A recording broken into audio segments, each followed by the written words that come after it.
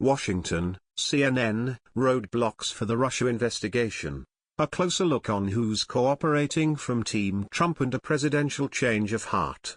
It's all part of this week's Inside Politics forecast, where you get a bit of tomorrow's news today. 1. Capitol Hill wants to hear from Team Trump. The Russia investigation on the Hill is starting to kick into high gear. Investigators with the Senate Intelligence Committee and Senate Judiciary Committee are interested in interviewing whomever was in the room during that June 2016 meeting between Donald Trump Jr. and the Russian lawyer. As Kaun Demirjian of The Washington Post explains, some of the people connected to the president are cooperating, while others are still up in the air. Manafort could show up very soon. And if he does, if he speaks publicly, the question is, will he start to turn the narrative? And will anybody start to turn the narrative? Because now there's almost a race on cooperation and who is going to speak first. Demirjian reports. They say Manafort is cooperating. They expect Kushner will be cooperating too, but Don Jr. is an open question. The question is, are they going to start to protect themselves, and will their stories start to collide and change, and whose will dominate? 2. House Intel Committee hitting roadblocks when it comes to Russia investigation. The House Intelligence Committee cancelled its upcoming questioning of Roger Stone. The former Trump campaign advisor was supposed to take the hot seat July 24. This is the second Trump associate whose testimony has been cancelled. J.D. Gordon's Q&A was also put on the back burner by House investigators.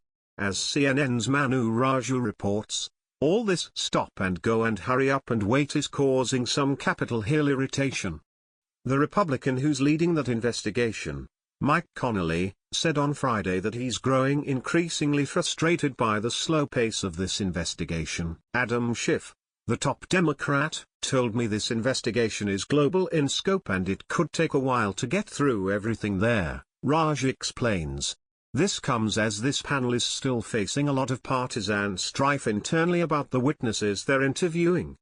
This was supposed to sort of go away when Devin Nunes stepped away from the investigation, but it's pretty clear that the partisan disagreements about the direction of the investigation still remain.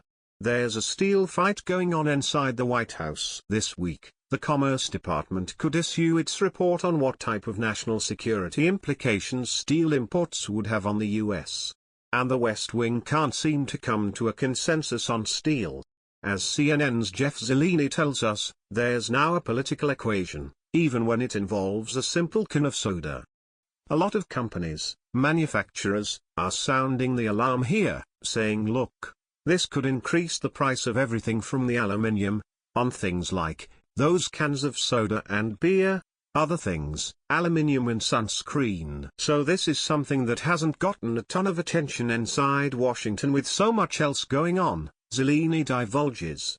But watch for that steel decision this week, very controversial. And it's going to affect your bottom line. 4.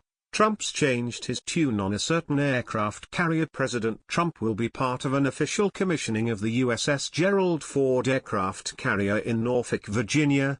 It's his second visit to the ship and it's classic Trump because he's gone back and forth on if he's for or against the project. He has both praised this project effusively and the great American military members who will serve on it, but also criticized it for cost overruns. He is going to make it cheaper. He sort of classically attacked the technology, Talev says. So, what should we watch for out of this presidential commission?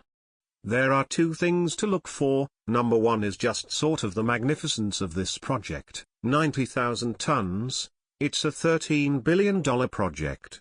It'll hold 4,500 personnel and 70 aircraft. But number two is whenever a president goes to an aircraft carrier, it's an opportunity to talk about defense, the military and kind of the national posture on foreign policy, vis-à-vis both our allies and challenges and threats. Could be an interesting performance, Talev said.